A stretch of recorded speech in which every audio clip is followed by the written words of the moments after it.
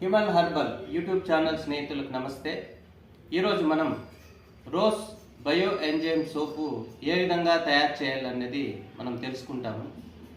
ఒక స్టీలు గిన్నెలో 90 గ్రాముల స్వచ్ఛమైన కొబ్బరి నూనెను తీసుకోండి.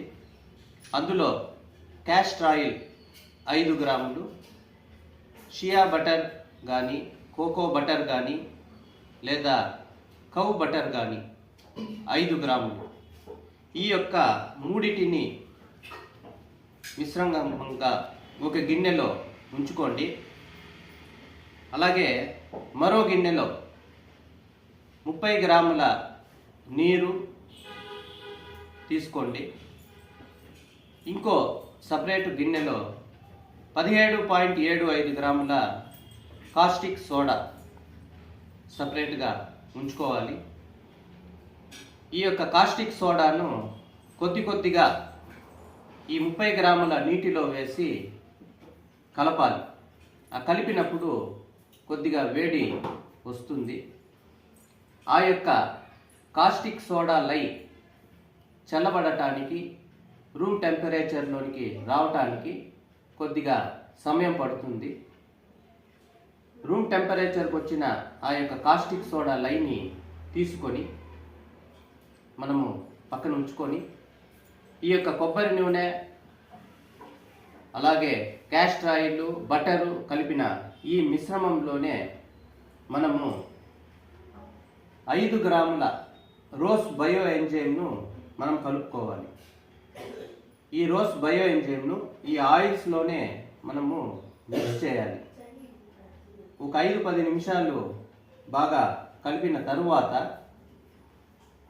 ఆ రూమ్ టెంపరేచర్కు వచ్చినటువంటి ఆ యొక్క కాస్టిక్ సోడా లైను ఈ యొక్క ఆయిల్ మిశ్రమంలోనే కొద్దిగా పోస్తూ ఈ విధంగా కలపాలి.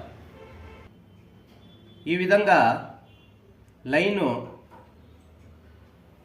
కలిపి ఈ విధంగా 45 నిమిషాల నుండి 60 నిమిషాల వరకు ఈ విధంగా త్రిప్పుతూ ఉండాలి.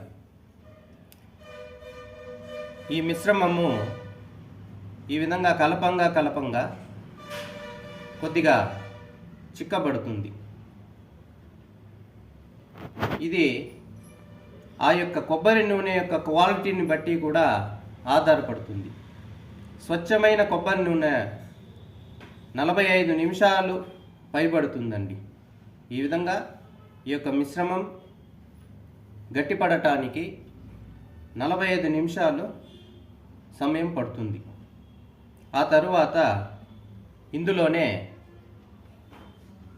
2.5 గ్రాములు లేదా 3 గ్రాముల పర్ఫ్యూమ్ను ఇందులోనే కలిపి ఓ 5 నిమిషాలు బాగా త్రిప్పి ఈ యొక్క సిలికాన్ సోప్ మోల్డ్లోకి మనం వేసి 24 గంటల సమయం అలాగే ఉంచినట్లయితే ఈ యొక్క మిశ్రమం గట్టిపడి సోపుగా తయారవుతుంది ఫ్రెండ్స్.